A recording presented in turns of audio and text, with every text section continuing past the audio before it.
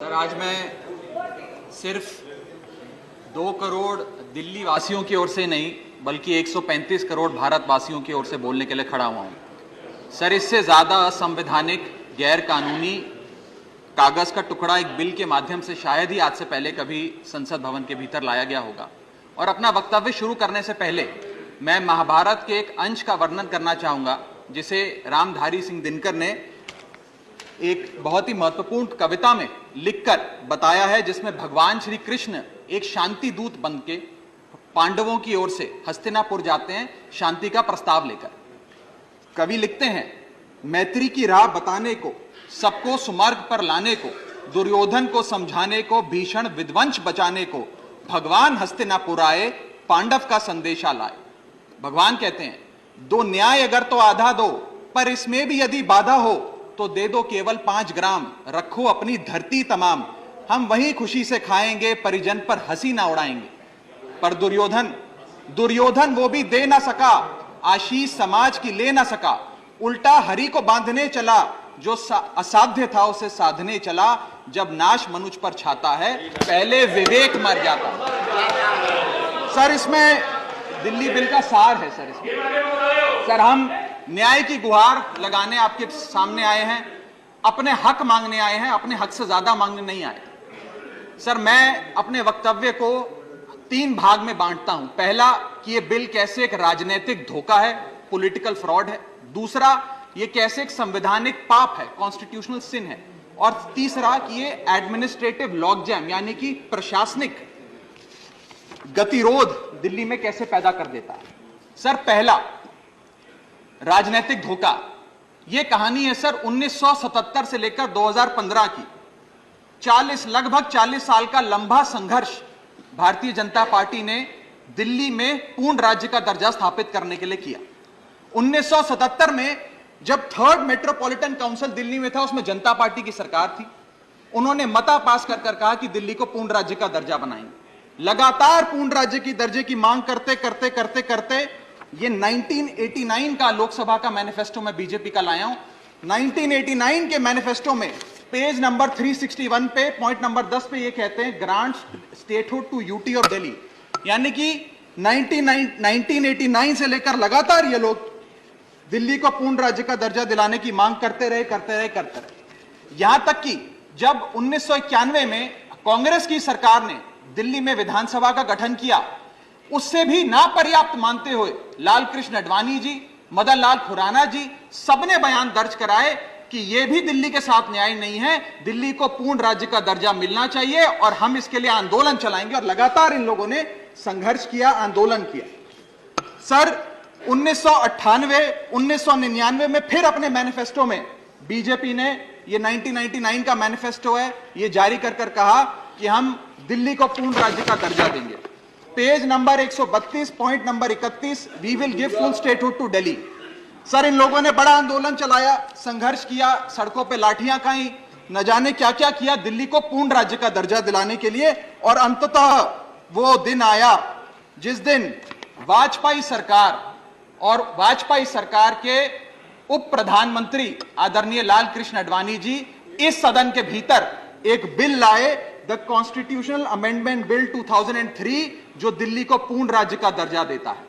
यह बिल आडवाणी जी इस सदन के भीतर लाए और कहा कि दिल्ली को अधिकार देने की जरूरत है, दिल्ली को पूर्ण राज्य का दर्जा भाजपा दिलाएगी। यहां भी बात खत्म नहीं होती सर। इसके बाद 2013 के अपने मैनिफेस्टो में बीजेपी ने कहा हम पूर्ण राज्य का दर्जा देंगे। इनकी जून 2013 में नेशनल एग्जीक्यूटिव की मीटिंग हुई, उसमें मता पास कर कहा हम दिल्ली को पूर्ण राज्य का दर्जा देंगे। यहां तक कि इनके सांसद डॉक्टर हर्षवर्धन ने बयान दिया कि जब आदरणीय नरेंद्र मोदी जी देश के प्रधानमंत्री बनेंगे, हम दिल्ली को पूर्ण राज्य का दर्जा देंगे। ये इन सब ने सर लगातार बातें कही और दिल्ली को पूर्ण राज्य का दर्जा दिलाने की मांग लगातार भारतीय जनता पार्टी दिल्ली वालों के सामने रखती रही। सर, ये बिल सिर्फ संविधान का और लोकतंत्र का अपमान नहीं है, यह बिल लाल कृष्ण आडवाणी जी का, अटल बिहारी वाजपेयी जी का, मदन लाल खुराना जी का, सुषमा स्वराज जी का, अरुण जेटली जी का, सबका अपमान करने का और उनके 40 साल के संघर्ष को मिट्टी में मिलाने का काम करता है। सर, मैं मैं माननीय गृह मंत्री जी का बयान लोकसभा में सुन रहा था। उन्होंने कहा कि नेहरू जी ने, पंडित नेहरू ने यह बात रखी थी कि दिल्ली को पूर्ण राज्य का दर्जा नहीं मिलना चाहिए। मैं माननीय गृह मंत्री जी से कहना चाहता हूं, नेहरूवादी मत बनिए, अडवाणीवादी बनिए, वाजपेयीवादी बनिए और दिल्ली को पूर्ण राज्य का दर्जा देने का आज आपके पास ऐतिहासिक मौका है। दिल्ली को पूर्ण राज्य का दर्जा दीजिए। सर, इस बिल को लाने का असल कारण क्या है? यह बिल क्यों लाया गया है? पिछले 25 साल में दिल्ली में 6 बार विधानसभा के चुनाव हुए। 6 के 6 चुनाव भारतीय जनता पार्टी बुरी तरीके से हारी। यहां तक कि 2015 और 20 में आजाद भारत के इतिहास की सबसे बड़े जनादेश की सरकार अरविंद केजरीवाल ने दिल्ली में बनाई। क्योंकि ये पिछले 25 साल चुनाव नहीं जीत पाए और अरविंद केजरीवाल और आम आदमी पार्टी के आने के बाद ये जानते हैं कि अगले 25 साल भी ये लोग चुनाव नहीं जीत पाएंगे, तो सरकार को नष्ट करने का काम कर रहे हैं। ना रहेगी सरकार और ना रहेगा चुनावों का महत्व, ना रहेगा बांस, ना बजेगी बांसुरी। लेकिन मैं आज इस मंच से भाजपा से अनुरोध करूंगा कि कम से कम लालकृष्ण आडवाणी जी को न्याय दीजिए, कम से कम उनकी इच्छा पूरी करिए, दिल्ली को पूर्ण राज्य का दर्जा दीजिए। सर, मेरा दूसरा भाग कि कैसे यह बिल एक संवैधानिक पाप है। सर, पहली चीज, ये abuse of ordinance making powers है, आर्टिकल 123 जो संविधान का देता है। संविधान ये कहता है, और वाईवी चंद्रचूड़ साहब का AK Roy versus union of India एक बड़ा महत्वपूर्ण लैंडमार्क जजमेंट है, जिसने कहा कि ऑर्डिनेंसेस सिर्फ आपातकालीन और विषम परिस्थितियों में लाए जाएंगे। ऐसी कौन सी आपातकालीन और विषम परिस्थितियां आ गई कि आपको सुप्रीम कोर्ट के फैसले को 8 दिन के भीतर बदलना पड़ गया? दूसरा सर देखिए सर सुप्रीम कोर्ट, दूसरा बिंदु, यह सुप्रीम कोर्ट का अपमान है। सुप्रीम कोर्ट के फैसले को 8 दिन के भीतर 5 जजों के संवैधानिक पीठ के सर्वसम्मति के फैसले को बदल के आज भारतीय जनता पार्टी ने एक मैसेज दिया है कि हम सुप्रीम कोर्ट को भी चैलेंज करते हैं, सुप्रीम कोर्ट के फैसले को भी नहीं मांगते। आपको जो ऑर्डर जारी करना है करो, हम चंद दिनों के अंदर ऑर्डिनेंस लाकर उस फैसले को बदल देंगे। They have challenged the majesty of the honourable supreme court. Sir, और मैं आपको यह कहना चाहता हूं कि आजकल जो ऑर्डिनेंस लाने की जो एक फेटिश इस सरकार ने देखी, चाहे वो लैंड एक्विजिशन बिल हो, चाहे वो फार्म बिल हो, चाहे ईडी के डायरेक्टर का एक्सटेंशन हो, जो ये सारी चीजें ऑर्डिनेंसेस के माध्यम से इन्होंने करी थी, इस बिल का हश्र भी वही होगा जो सारे पुराने बिलों का हुआ था। सर, थर्ड बिंदु कि कैसे ये बिल संघीय ढांचे को एरोड करता है। हमारा भारत का संविधान और सुप्रीम कोर्ट का 2023 का 2018 का संवैधानिक पीठ का फैसला कहता है कि दिल्ली के पास एक यूनिक फेडरल आइडेंटिटी है, यूनिक कॉन्स्टिट्यूशनल आइडेंटिटी है, और भारत का संविधान जो हमें संघीय ढांचा देता है, जो शक्तियां देता है, उन शक्तियों को एनक्रोच करने का काम यह सरकार करती है, हमसे अफसरशाही और तमाम शक्तियां छीनकर। मैं आपको सुप्रीम कोर्ट का वो एक वाक्य पढ़ के सुनाना चाहूंगा। The majority in the 2018 constitutional जज bench held that while the NCT of Delhi could not be accorded with the status of a state, the concept of federalism is applicable to Delhi. हम पूर्ण राज्य नहीं है, लेकिन फिर भी राज्य का दर्जा एक संघीय ढांचे के परिप्रेक्ष्य में दिल्ली को मिलता है। उसके बाद सर, इन लोगों ने तो कमाल ही कर दिया। आज बिना संवैधानिक संशोधन लाए संविधान को बदल दिया, मात्र एक एक्ट ऑफ पार्लियामेंट से, जो आज तक शायद भारत के इतिहास में कभी नहीं हुआ। सर, इसके बाद यह बिल पार्लियामेंट्री अंडरमाइन करता है प्रिंसिपल्स ऑफ कलेक्टिव रिस्पांसिबिलिटी को। भारत का संविधान कहता है सर कि परमानेंट एग्जीक्यूटिव और पॉलिटिकल एग्जीक्यूटिव मिलके लेजिस्लेचर के प्रति जवाबदेही होंगे। ये प्रिंसिपल ऑफ कलेक्टिव रिस्पांसिबिलिटी है। इसमें से परमानेंट एग्जीक्यूटिव यानी कि अफसरशाही को छीनकर ये पूरी तरीके से कलेक्टिव रिस्पांसिबिलिटी का प्रिंसिपल, जिसपे सरकारें चलती हैं इस देश में, उसे ध्वस्त करता है। और आखिरी बिंदु, संवैधानिक अपराध का, ये ट्रिपल चेन ऑफ अथॉरिटी को तार तार करता है sir. Triple chain of accountability ये होती है कि अफसरशाही की जवाबदेही मंत्री को, मंत्री की जवाबदेही लेजिस्लेचर को, और लेजिस्लेचर की जवाबदेही जनता को। इसमें से अगर आप अफसरशाही हटा देते हो तो फिर जवाबदेही की जो ये ट्रिपल चेन ऑफ अकाउंटेबिलिटी ध्वस्त हो जाती है। तो ये काम करके संवैधानिक अपराध एक प्रकार से सरकार ने किया है। सर, मेरा आखिरी भाग, ये कैसे एक एडमिनिस्ट्रेटिव हाराकिरी, एक एडमिनिस्ट्रेटिव गतिरोध पैदा करता है। यह कहता है सिर्फ उपराज्यपाल ही ट्रांसफर पोस्टिंग करेंगे एक समिति के माध्यम से, यानी कि अफसर अब मुख्यमंत्री की नहीं सुनेगा, मंत्रियों की नहीं सुनेगा। अगर अब दिल्ली में किसी के घर में बिजली नहीं आ रही, पानी नहीं आ रहा, किसी के बच्चे का स्कूल में दाखिला नहीं हो रहा, तो वो उपराज्यपाल के पास जाएगा, अपने मंत्री मुख्यमंत्री के पास नहीं जाएगा।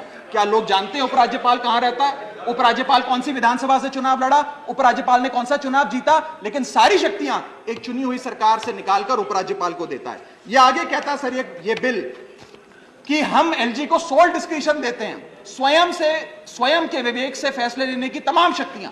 आज तक उपराज्यपाल और गवर्नर काउंसिल ऑफ मिनिस्टर्स की एड एंड एडवाइस से बाध्य थे, लेकिन यह बिल उपराज्यपाल को सुपरसीडिंग पावर देता है।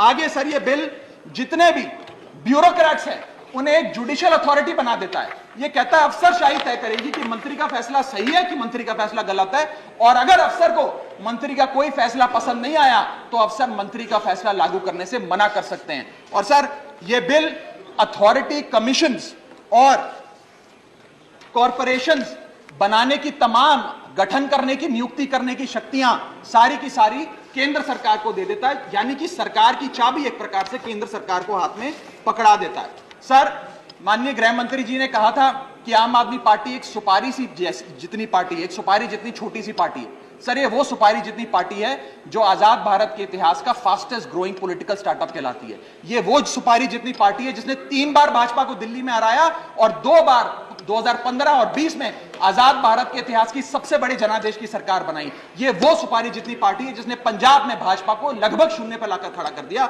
ये वो सुपारी जितनी पार्टी है जो 10 साल में राष्ट्रीय पार्टी बनी। ये वो सुपारी जितनी पार्टी है जिसके 161 विधायक और 11 सांसद है। और ये वो सुपारी जितनी पार्टी है जिसका काम देखने के लिए first lady of United states of America और यूनाइटेड जनरल के पूर्व प्रमुख बान की मून आते हैं। सर मैं आज अपने साथी जो आंध्र प्रदेश और उड़ीसा की सरकार चलाते हैं उन्हें कहना चाहूंगा, आपकी जरूर कुछ मजबूरियां रही होंगी जिसके चलते आपने ये फैसला लिया इस सरकार के इस बिल का समर्थन करने में।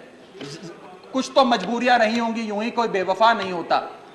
लेकिन मैं आपको कहना चाहता हूं कि आग जब लगेगी तो बहुत दूर तक जाएगी। राहत इंदौरी साहब का एक बड़ा महत्वपूर्ण शेर है, अगर खिलाफ है होने दो, जान थोड़ी है, ये सब धुआं है, आसमान थोड़ी है, लगेगी आग तो आएंगे कई घर जद में, यहां सिर्फ हमारा मकान थोड़ी है। लेकिन जब आपके घर में आग लगेगी आम आदमी पार्टी आपके साथ खड़ी होगी, मैं आपको विश्वास दिलाता हूं। और सर मैंने अपनी बात शुरू करी थी महाभारत के एक अंश से, मैं समाप्त भी महाभारत के एक अंश से करूंगा। सर बीच कुरुक्षेत्र के मैदान में जब युद्ध प्रारंभ होने वाला था तो युधिष्ठिर ने शंखनाद करने से पहले एक घोषणा करी और कहा कि यह धर्म की लड़ाई है।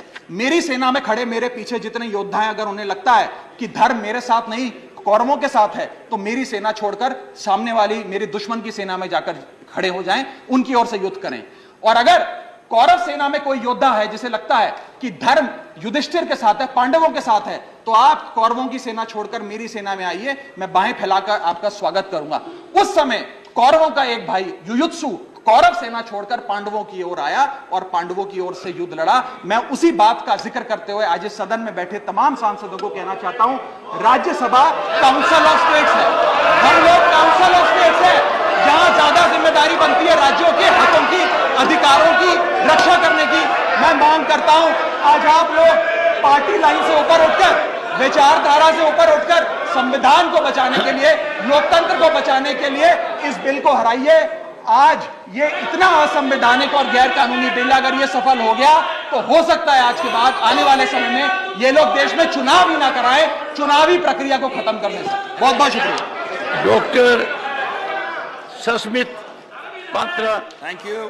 12 मिनट। Honourable chairman sir.